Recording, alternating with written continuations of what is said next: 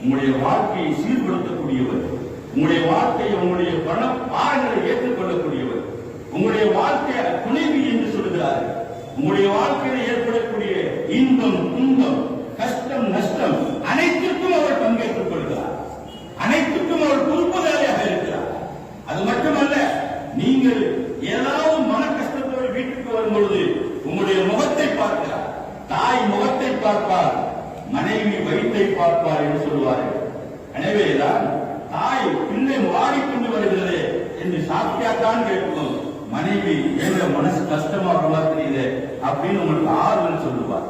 ஆக இரண்டு பேர்களும் உங்களுக்கு இருந்து ஒரு வரலாறு உண்டு இலக்கியத்தில். இலக்கியத்தில் வரலாறு என்ன என்றால், இரண்டு மான்கள் ஒன்று சேர்ந்தன. ஆண்மானும் பெண்மானும் ஒன்று சேர்த்து நினைக்கின்ற ஆண்மான் பெண்மான் கணவனை பற்றி நினைக்கும், ஆண்மான் பெண்மானை பற்றி நினைக்கும். இப்படித்தான் உங்களுடைய வாழ்க்கை நிறைவேற்ற வேண்டும் உலகத்தில். இதுக்கு முன்னாடி தாய் தகப்பனுடைய அரவணைப்படைய வந்த ஒரு விஷயம். ஆனால் இன்றைக்கு உங்களுடைய கரத்தை பிடித்து உங்களுடைய வீட்டுக்கு வருகிறார். நீங்கள் சாப்பிட்டால் தான் நான் சாப்பிடுவேன் என்று சொல்லும் நிலைக்கு இந்த திருமண ஒப்பந்தம் ஆகிறது என்றால் இவ்வளவு பாசம். தாய் தகப்பன் உட்கார் உறவினர் அத்தனை விட்டுவிட்டு கணவன் சாப்பிட்டாரா, அவர் சாப்பிட்டவரே நான் காத்திருக்கிறேன் என்று எத்தனை மணியாக இருந்தாலும் மனைவி காத்திருக்கிறார் அல்லவா, அது வல்லவா உங்கள் மீது இருக்கக்கூடிய அன்பு பாசம்.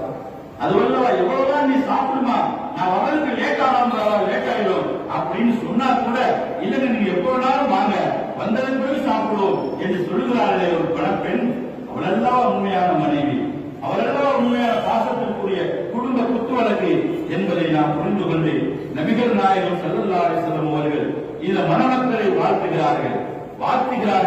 பாரக்கல்லாஹு லக, உங்களுக்கு பரக்கத் அல்லாஹ் செய்வானாக. எப்படி அல்லாஹ் இதையெல்லாம் ஹலாலாக்கி அதில் பரக்கத் இருக்கிறதோ அதுபோல உங்களுடைய வாழ்க்கையிலே நீங்கள் ஹலாலாக இந்த பெண்ணை கொடுக்கிறீர்கள். ஏனென்று சொன்னால் இந்த புஷ்ரா என்ற பெண்ணுதான் சொர்க்கத்திலே உங்களை தொட்டிருக்கிறார். சொர்க்கத்திலே தொட்ட அந்த நிகழ்வு இந்த உலகத்திலே நிதர்சனமான உலகத்திலே எல்லோருக்கும் முன்னாடியும் பகிரங்கப்படுத்த வந்திருக்கிறார். இவர்தான் என் கணவர், இவர்தான் என் மனைவி என்று நீ சொர்க்கத்தில் அந்த பெண்ணை பெற்றிருக்கிறாய். அதுதான் என்று சொன்னார். மாற்று மத சகோதரர்கள் சொல்லுவார்கள், திருமணம் என்பது சொர்க்கத்திலே நிச்சயிக்கப்பட்டது என்று சொல்லுவார்கள். உண்மையிலேயே சொர்க்கத்திலே நிச்சயிக்கப்பட்ட ஒன்றுதான். ஆதம் அலைஹிஸ்ஸலாம் அவர்களும் அவ்வா அலைஹிஸ்ஸலாம் அவர்களும் சொர்க்க